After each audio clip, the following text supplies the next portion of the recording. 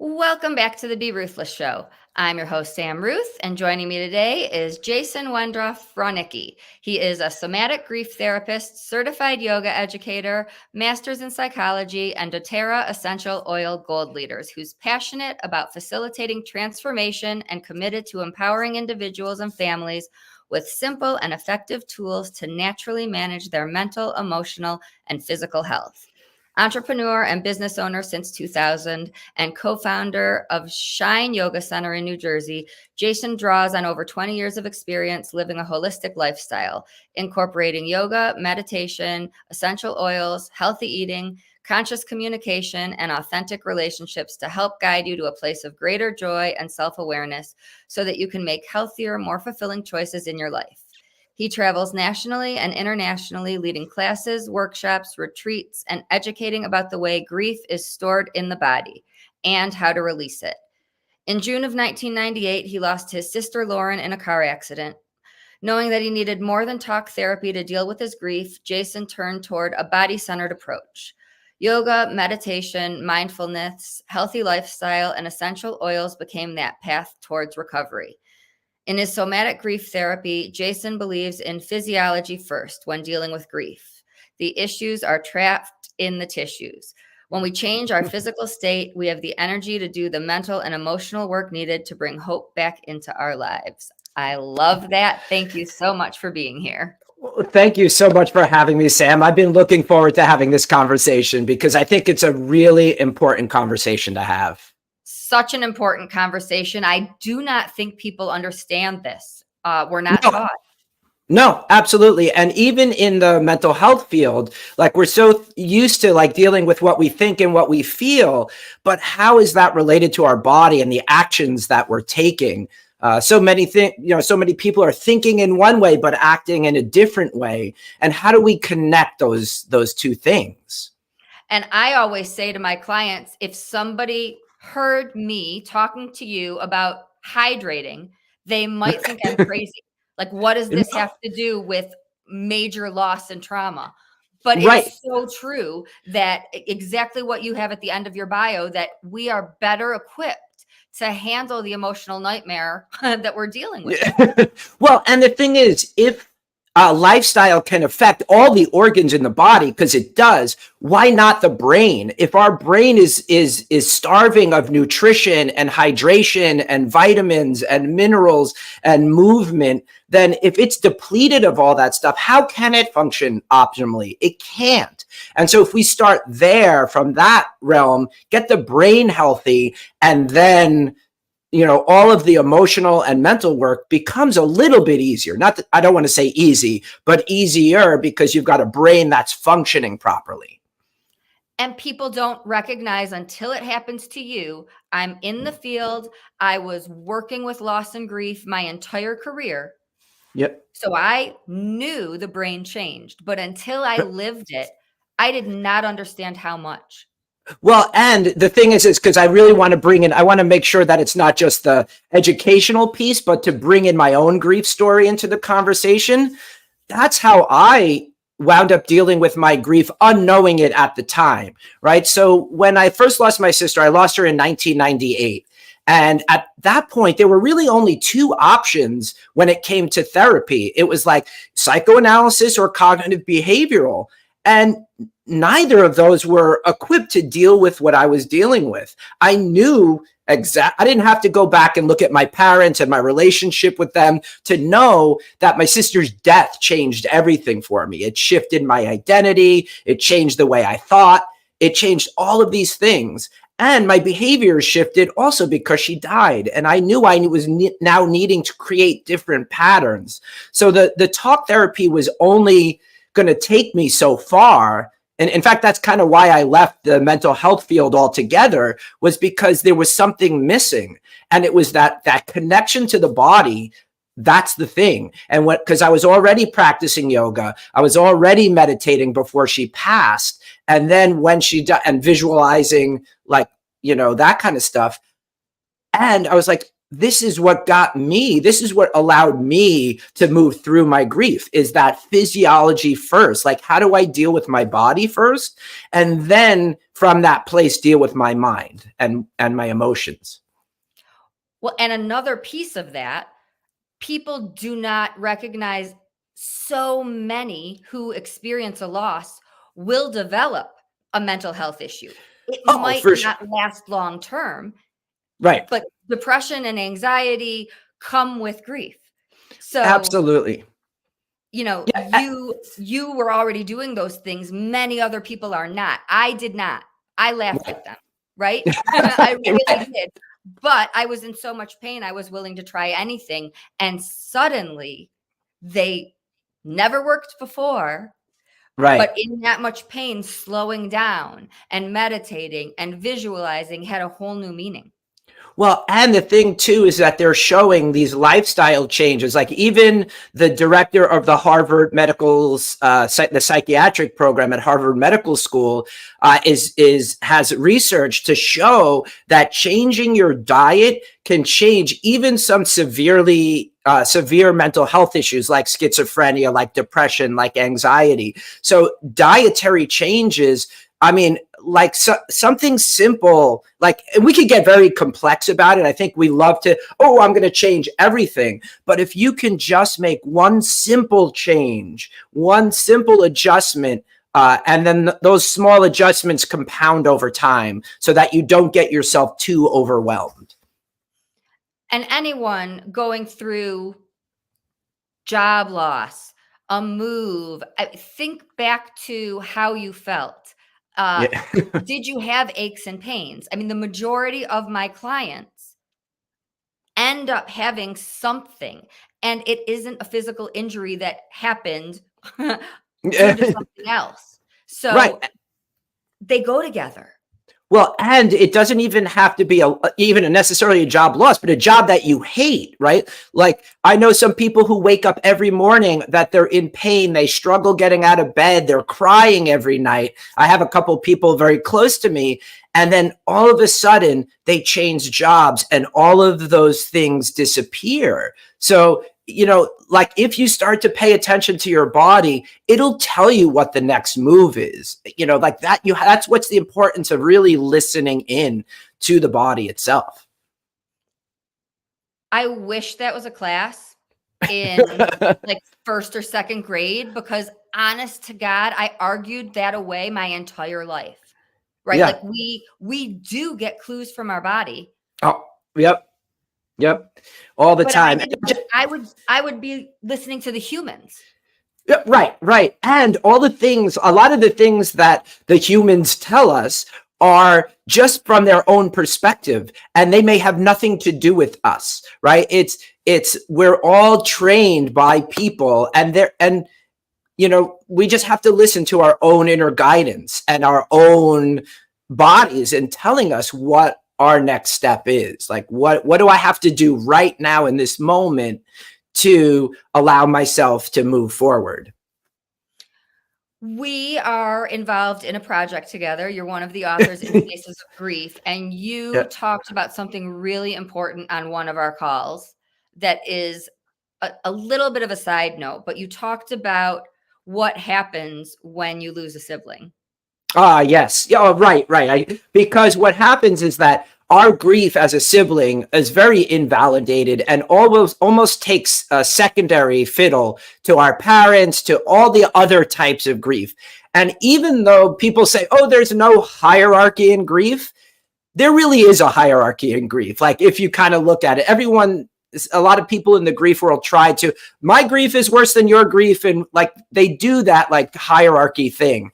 And unfortunately, like the siblings are so far down the chain of that. I even did a hashtag search for a while back about grief, and like parent grief was at the top, you know, then we had spouse, and then we had pets. And it wasn't all the way down the list until we had siblings. And for all of the siblings that are listening to this, just just so you know, I am here because I realize that our story needs to be told, because people don't realize. They go and ask, how are your parents doing? How are you, how are your parents feeling? Rather than asking how you're feeling. And so just so you know, I'm here telling my story because this story needs more voice. It really is true. And there are siblings groups. There are, but they're not broadcast as much. Grief isn't talked about enough, period. But you really do have to dig and look. And so when you pointed it out, here I am, I'm in this world. And I was like, oh my, no, make a bigger note to devote more attention to this, because it's true. And I work with people, and you were the first sibling to even point that out to me. Oh, that's so interesting. And it doesn't surprise me, because like life is changing from an in-person world to a virtual world. And so in 2019, it's so interesting. Before the pandemic, I had one conversation with a sibling at a grief conference, because the siblings were so excited to be together. And so I asked, like, why are you like all partying and having a really great time at a grief conference? That sort of was a little disjointed even in my own brain. And so she said, this is the only time of the year that I get to talk about my sister with people who understand, with people who won't roll their eyes every time I bring her up, that people that won't judge me for crying when I talk about her life. And I was like, well, with all the technology that we have, why is that the case? So I literally, like a month later, started an online sibling support group. And so if you go up, my website is in the liner notes. You can just go on there, and it's a free online source that you could come. I have meetings every week. That it grew into multiple meetings. So we have meetings on Tuesdays and Thursday nights, and then a couple of other like sibling grief specific groups monthly. We do art, we do journaling. So there's a whole lot of things that have grown out of that. And mostly because there were no resources anywhere to be found. And even the group that I'm working with, there was a little fight. Like, we shouldn't do it online. We need to do everything in person. I'm like, but you're missing out on the siblings that are in their 18, 19, 20-year-olds, because we're all doing everything online these days. And if you only have in-person meetings, then you're missing the whole new generation of grievers that are doing everything via online. I even started my own social media with TikTok, and I can't believe that I'm, 52 years old on TikTok, right? Like, so, but I know that that's where people are hanging out these days. And in order to get the message out, you need to go where people are hanging out. And it's necessary, because I don't know if you do the one-on-one, but I work with the parents and I work with the siblings, and there is so much fear about what not to discuss with each other. The parents are worried about their children, of course, and the children are worried about their parents, of course. Yeah, right. But so they you both don't have have others to talk to in your own group. There are things you're leaving in your body, which is what we're talking about, right? That will show up.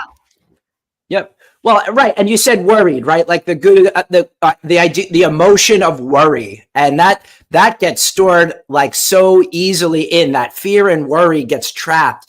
And we also have to realize that we each have to stay in our own lanes when it comes to our grief. Like, our parents are experiencing grief, and they have to stay in their lane, and then we're experiencing grief. And so we have to stay in our own lane. And sometimes the parent and the sibling grief, the way that they're dealing with it, don't connect with each other. They may need to do it in a very, very different way. And I even had that experience with my own parents. Like, they wanted to, and it's interesting that I'm sort of running a peer support group, but that was the way in which they started out their grief journey. And I came into it later on. They tried to drag me in, but at that point, the sibling program was so fresh and so new that there weren't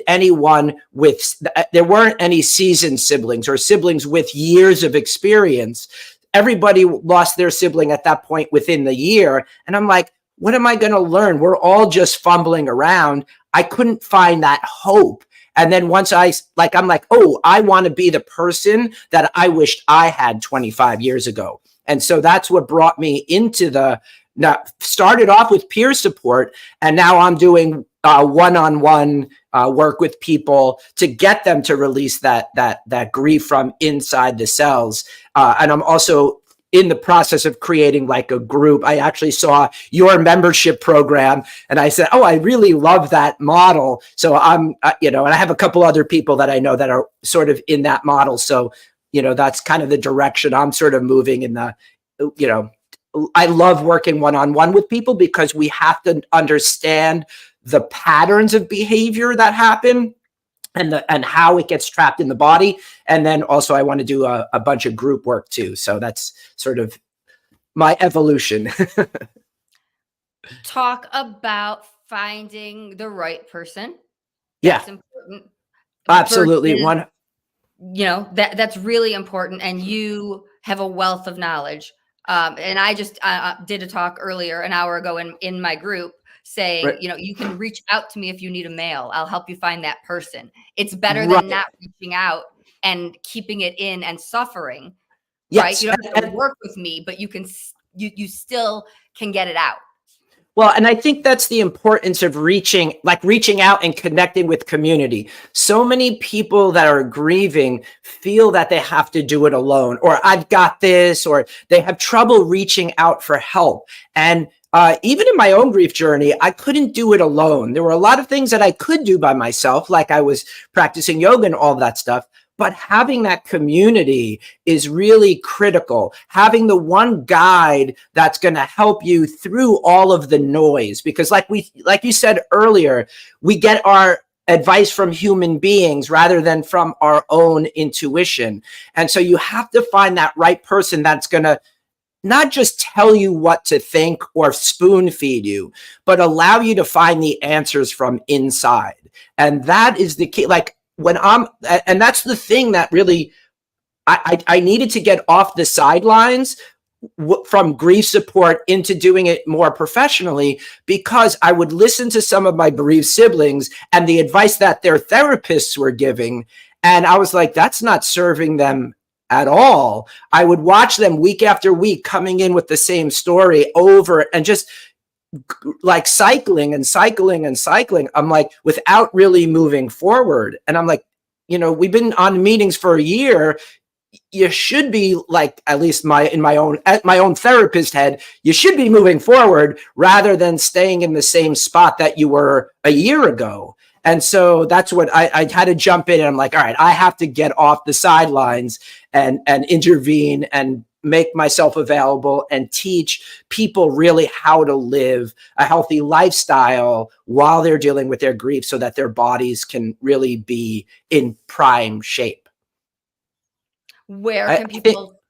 I think I went a little bit on a tangent, right? So, but you have to find that right person, right? Because you don't have to be a yogi to work with me, right? Like I am really about very practical kinds of movements, and it doesn't have to be, it could be yoga, but it doesn't have to be.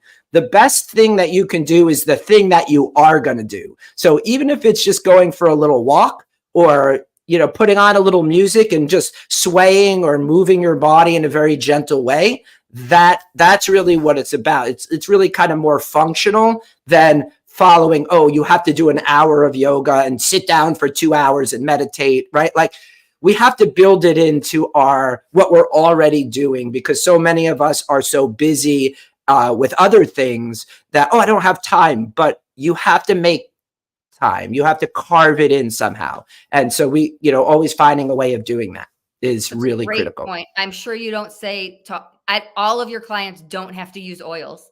Right? No, I do. Right. Exactly. Well, I do encourage, it has been, I wish, and to be honest, the oils weren't part of my journey until a little bit later on. They weren't right in the beginning, but I know the effects the oils can have. And right. So I definitely don't push, right. But I do encourage them. And the other thing is that the oils company I work with also do high quality multivitamins, omegas, and other supplements. I could not do what I do as far as even physically, without those vitamins, because our modern day diets do not give us everything that we need on a micronutrient omega level. So it's not just the essential oils, it's the supplements that our body needs. And there are other good quality supplements out on the market, right? But to make sure that you're taking like a multivitamin and omega, if those were the only two that you took, like that would huge changes in brain health because of that. Yeah. Right. But you guide people, they can use their own brand if they prefer. Sure. Absolutely. Right. Like, I know I'm a big research person, like, have peer support or clinical trials. So the company that I work with is really good at making sure that the oils and the supplements and everything are very well tested and proven effective. So yeah, I can't talk about it enough, because we also not have to think about what we put into our bodies, but also what we put on our bodies, like our shampoos and our conditioners and our soaps and face creams and all of that kind of stuff. Because, the cleaner the products we use on our skin, that skin goes right into the bloodstream, right? And it affects whatever goes into your blood affects everything. Like, your body then would have to filter out the stuff. And so, right, like, so whatever you're choosing, I've gone all down the rabbit hole on that. And it almost to the point where I sort of had to pause and be like, this could drive me a little crazy. So even when people are not dealing with grief, right? Like, even when we're fine, these things matter. Yeah. Oh, 100%. In fact, the not dealing with grief, right, like, is such a big issue, because it's got to come out some way, right? Like, there's no way of not dealing with your grief. Let's put it that way, right? Like, if you're pushing it down into the cells, it'll definitely come out in some destructive form of behavior. Because you can use that grief constructively. Like, I'm using my grief to help people. I know people that have started foundations and talk about like suicide prevention and all of these things can come out of grief, a constructive way of using your grief. If you're not dealing with it or not acknowledging it in any way, then a lot of the times that destructive behavior comes about, like overeating, drugs, alcohol, those types of things. There are many others, but those are a few of the things. Spending too much, so it's really important to acknowledge and put a name to what you're really dealing with and the patterns that you're creating. So like, there's three things I always talk about with my clients. You first have to recognize the pattern. Then you have to know how you're using that pattern, and then you can change that pattern, right? So, and create new ones. And so every one of us has a different pattern. And so until you know what your patterns are, how to identify them, how you use them, and then creating new ones are so important. Where do people find you? And if someone is connecting, how do they find you? So you could connect with me at my website, somaticgrieftherapy.com. You can then check that, and then I have all my social connected to the website. You can schedule. I have a free breakthrough session that you can just hop right onto my calendar and make an appointment. And this way we could sit and talk and figure out like what are the things that are holding you back from moving forward with your grief. And if you decide to schedule an appointment, please let me know. There's a thing of who referred you. Please let me know that you were referred through either through this podcast, through Samantha, or however you got to me, so that this way I can kind of acknowledge that person and know that they came from here. If someone's listening live and wants to join the group tomorrow night, yep. Do they have to book a call first? How do they? No. All right. So I have two things that I always want to serve. And so in my service, there's the free peer support group. So you go to my website, scroll down to the bottom, you'll see a little link that says free peer support group. You click it, you put your email in there, and you're on the list. You get the list. You can see me on Thursday night at my group. And then the call is just if you want to work a little bit more professionally with me, see what I have to offer, see if the somatic grief therapy work that I do is right for you, see if you're a right client for me. And because I always focus on results. I'm not like this kind of person that is like, we're just going to wander and like kind of scroll through your life and your past, right? Like, I want to know where you are going to go, where you want to go. Like, what do you want to get out of your life? What do you want to bring into your life, so that we're very results oriented? And then we know like what we need to work on. Because, you know, I believe that some people live too much in the past. We need to go visit the past just to find out where our patterns are coming from.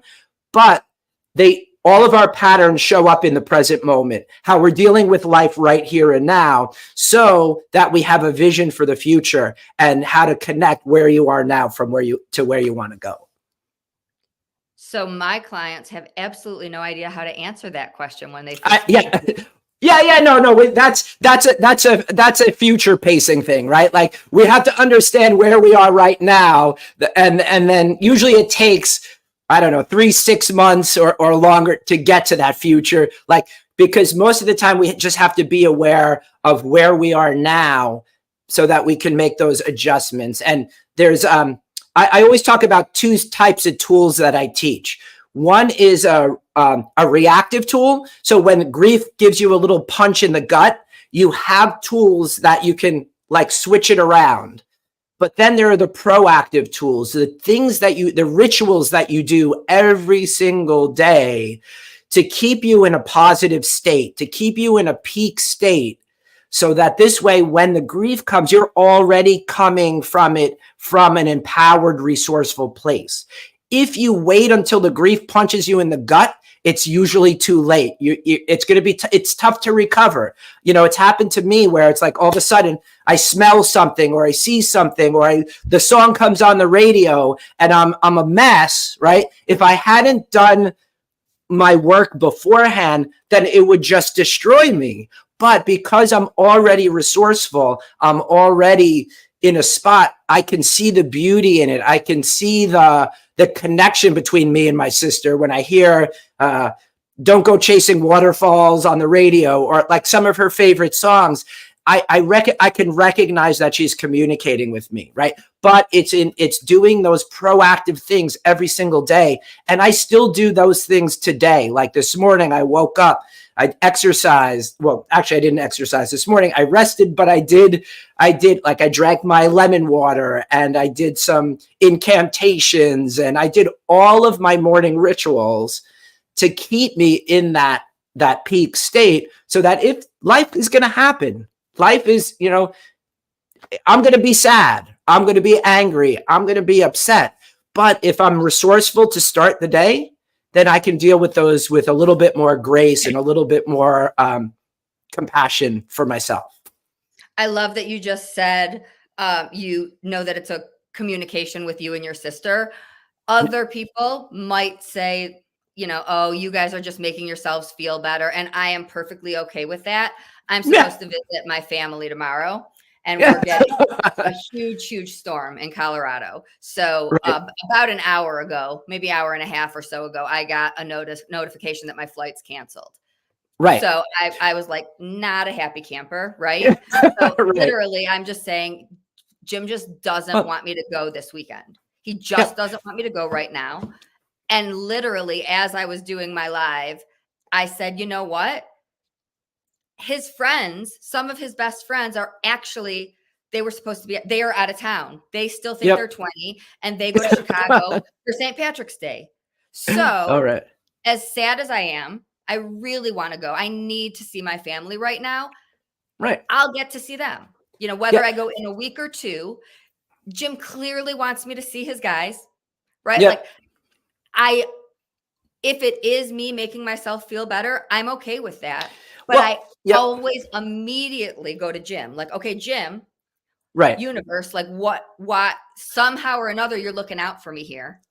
Yep. Well, and the way I look at it, and the way I love to look at it, is every situation is meaningless until we put our own meaning on it. So for you and for myself, thinking it as a communication, that's the meaning that I'm giving it, right?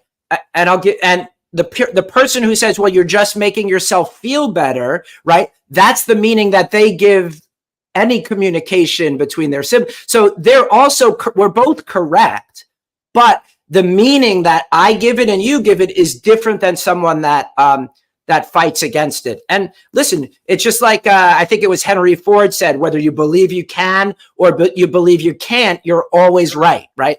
You're right, like that kind of thing. And so that's where, so when I'm dealing with the body, I call that a body up approach, right? Because we're keeping our body healthy so our mind is healthy, but then we also have to look from the mind down, because what we think creates vibration, and the vibrations affect each and every cell of our body. And research is actually proving that if we think that it's a communication from our sibling, that affects the entire system. If we think that it's bullshit, then that also affects our whole system. And what gives you a better chance of thriving? Thinking positively or thinking negatively? Research always shows that it's in the positive. If you could think in a positive way, that will change every cell in your body to the positive, because every cell is different every 7 years. So we could move towards growth, or we can move towards the death, right? Like, so we have the choice, and that's, every day it's a choice. Well, and it's changed my quality of life. I've had anxiety my whole life. It's Right. not gone. Right. But recognizing that, making the choice to believe that the universe is working for me at all times, or Jim is looking out for me at all times, even when it's painful, like something like this. Yesterday I got a notification, winter advisory, your flight might be impacted. Old me would have been stressing the entire last 20. Should I cancel my flight? Should I change it? What should I do? All of that's gone. I just know universe will take care of it. Jim will take care of it. Whatever's meant to be will happen. Not meant to be, but meant for me. Right.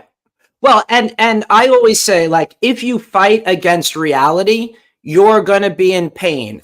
Struggle is inevitable, right? We're all going to struggle. But if we're in pain, and how we respond to that struggle is our choice. So if you look at, you can be like, oh, this flight was canceled, and spend the next 48 hours cursing and screaming and yelling and all that kind of stuff. The only one that's in pain is you, right? You're only in pain. But if you realize and can reframe it into, okay, right, like maybe I need to slow down a little bit. Maybe I need that extra time to, I don't know, just sit and breathe, or let my mind decompress. And so we really have to really be grateful for all of the things, right?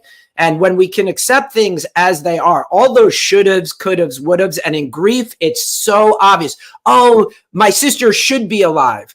Well, if she should have been alive, she would be alive. But it's not meant for her to be alive, right?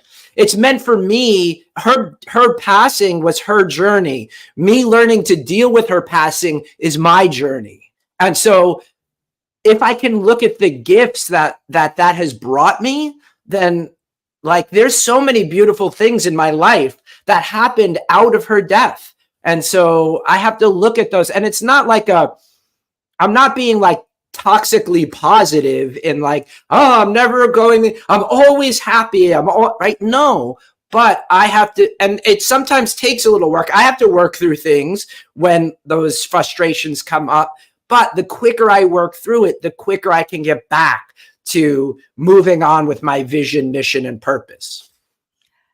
And we talked about it before, community, finding people, right?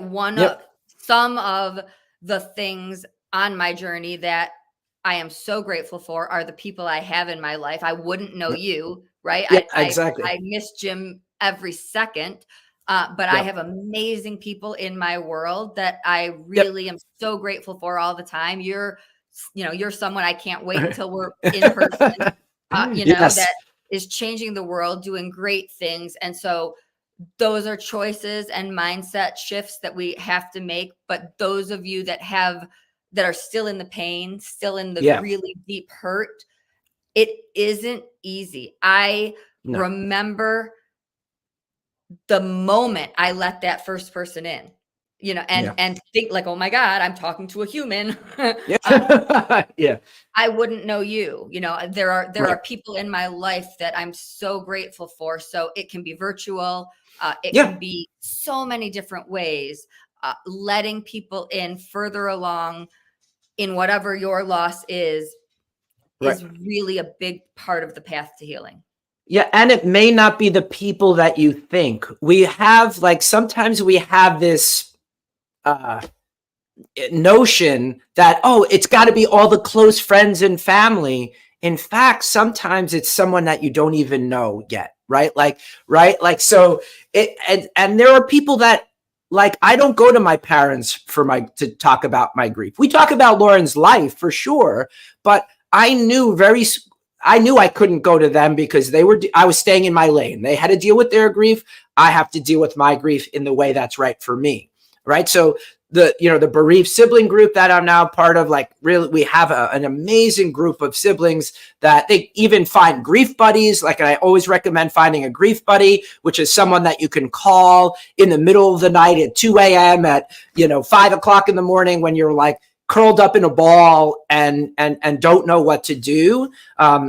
Grief buddies are really important just to give you that lift up that you need when you're feeling like you've kind of crawled into that hole. And so it doesn't have to be the same person for everything. So having your grief group, for that, you can go for grief stuff. Having your relationship could be, relationships are outside. So, but making sure that you are reaching out, that you are connecting with a tribe. It's getting better. It's not 100%. There are still a lot of holes in the grief. Like, if you're best friends is another one. Best friends that are like siblings are another, like, kind of hole that hasn't been quite filled yet. So there are a lot of different holes I've been noticing in the grief world when it comes to some groups. So but making sure that you reach out, and if you're not sure and just need to reach out, you can reach out to me, reach out to Sam, connect on Facebook, on social media. There are so many ways now of connecting. Just reach out. If you need a one-on-one call, please reach out for those things, Friends is a great point. Jim's fraternity brothers, I don't know if that falls into friends or brothers, but they are grieving at a level just like me. And I don't think that's even on the list you looked up, right? Pat's siblings, right? Where does that fall? They're, constantly thinking of him, and they probably are a forgotten breed. They're absolutely. I remember a while back, probably maybe 2 years ago, I got on a call with two women. One was the sister, and one was the best friends of the sister that passed. And the best friend was just as affected as the sister, right? And I said, listen, if you ever want to come, I know there's no support. If you ever wanted to come into our group, you are more than welcome, because I know how hard that is, for, I don't know if it's always a good fit now because now our sibling group has quite grown. At that point, it was a little still on the smaller side, but reach out and we could find some resources. So if you're a best friend that is really struggling, just please reach out too. So, we'll find some support, even if it's in a general grief kind of way. Jason will be at National Grief Awareness Day in Connecticut. Grief with National Grief Awareness Week in Michigan. So you'll be seeing much more of him. Anything I'm forgetting? I just want to say, I'm really excited about the Faces of Grief book that's coming out. I want to give a little plug for that, only because there is going to be so many different stories in the book of all different kinds of grief. And I think, I was even just sitting on my group on Thursday, and the importance of having those different perspectives is completely invaluable, right? Like, yes, we need to do the work on ourselves, but also like being in groups and reading books that have different perspectives, so that this way it'll trigger some new ideas and new ways of coping, I think is completely invaluable. So it's kind of like we need both the personal internal work and then reaching out to our communities, because it's a whole different kind of learning that happens. Yeah, we added a perspective we had a small call yesterday. So there's a new chapter from a surprise guest that I'll fill everyone in on. I'm not sure if we'll tell the world until you see the face, but it's an exciting perspective. We are including all different types of loss because they all matter. And just like we were talking about with friends, it's important to know how people get through it, what works, to know that you're not alone. But we're talking about loss to addiction, loss of children, loss to incarceration, loss of a spouse. We're not just talking about loss of life. So it is a different way of looking at it. And my goal is just for people to talk about it and have hope and have more conversations. So thank you for that. And somaticgrieftherapy.com. Reach out to Jason. Final words. Yes. The one thing, pick a small action. Sometimes we get too big with our actions that we take. And we forget the small things, even like just a little bit of gratitude for getting up in the morning, for putting your feet on the floor, for taking a shower, for eating. Like in the beginning stages of grief, we have to celebrate those small little victories. Not like, we all talk, a lot of people talk about self-care and they're thinking of massages and going to the spa. Your self-care is how you take care of yourself. And so if that's getting out of bed and putting your feet on the floor, celebrate that, right? Like if it's even just waking up and taking 3 deep breaths, celebrate that. So start with the small 1% improvements compound over time. And we go usually to I need to make 100% change in my life, but those are usually not sustainable. Start with something small that the mind doesn't freak out about. And then from there, make it a habit. And from that habit, then it'll grow. Thank you so, so much. This is such a necessary topic. Connect with Jason at somaticgrieftherapy.com. Until next time, everyone, always be ruthless.